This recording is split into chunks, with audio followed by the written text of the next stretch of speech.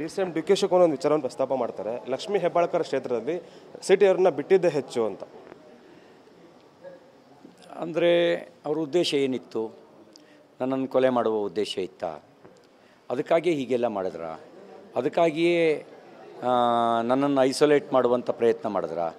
ಅಲ್ಲಿ ಹತ್ಯೆ ಮಾಡಿ ಗುಂಪಿನಿಂದ ಆಗಿದೆ ಅಂತ ತೋರಿಸುವಂಥ ಪ್ರಯತ್ನ ಇತ್ತಾ? ಇವೆಲ್ಲವೂ ಕೂಡ ತನಿಖೆ ಆಗಬೇಕು. ಸರ್, ತಾವು ದೂರು ಕೊಟ್ಟರೂ ಕೂಡ ಅಲ್ಲಿ ತೆಗೆದುಕೊಂಡಿಲ್ಲ. ಸೊ ಇದ್ರ ಬಗ್ಗೆ ಏನು ಹೇಳ್ತೀರಿ ಅಂತ ಸರ್? ದೂರು ತೆಗೆದುಕೊಳ್ಳದೆ ಇರತಕ್ಕಂಥದ್ದು ಕಾನೂನಿನ ಉಲ್ಲಂಘನೆ ಆಗುತ್ತೆ.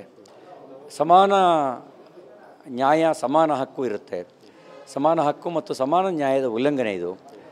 ಇದಕ್ಕೆ ಸಂಬಂಧಪಟ್ಟಂತೆ ನಾನು ಕಾನೂನು ತಜ್ಞರ ಜೊತೆ ಸಮಾಲೋಚನೆ ಮಾಡ್ತೀನಿ. ಸರ್, ಕೊನೆ ಪ್ರಶ್ನೆ. ಈಗ ಮಹಿಳಾ ಆಯೋಗ ಕೂಡ ದೂರು ದಾಖಲಾಗಿದೆ. ಸಿಟಿ ವಿರುದ್ಧ ಕ್ರಮ ತೆಗೆದುಕೊಳ್ಬೇಕು ಅಂತ ಸಭಾಪತಿಗೆ ಪತ್ರ ಬರೆದಿದ್ದಾರೆ. ಮುಂದಿನ ಕಾನೂನು ಹೋರಾಟ ತಮ್ಮದು ಯಾವ ರೀತಿ ಇರುತ್ತೆ? ಖಂಡಿತವಾಗಿಯೂ ಕೂಡ ನಾನು ತಪ್ಪು ಮಾಡಿರುವಂಥ ಮಾಹಿತಿ ಇದ್ದರೆ ತಪ್ಪಿಗೇನು ಶಿಕ್ಷೆ ಆಗಬೇಕು ನನಗೂ ಆಗಬೇಕು, ತಪ್ಪು ಯಾರು ಮಾಡಿದ್ದಾರೆ ಅವರಿಗೂ ಆಗಬೇಕು. ಇದು ಸಿ ಟಿ ರವಿಯವರ ಸ್ಪಷ್ಟವಾದ ಮಾತುಗಳು. ಕ್ಯಾಮ್ರಾ ಪರ್ಸನ್ ವಿನೋದ್ ಜೊತೆ ಅನಿಲ್ ಕಲ್ಕೆರೆ, TV9 ಬೆಂಗಳೂರು.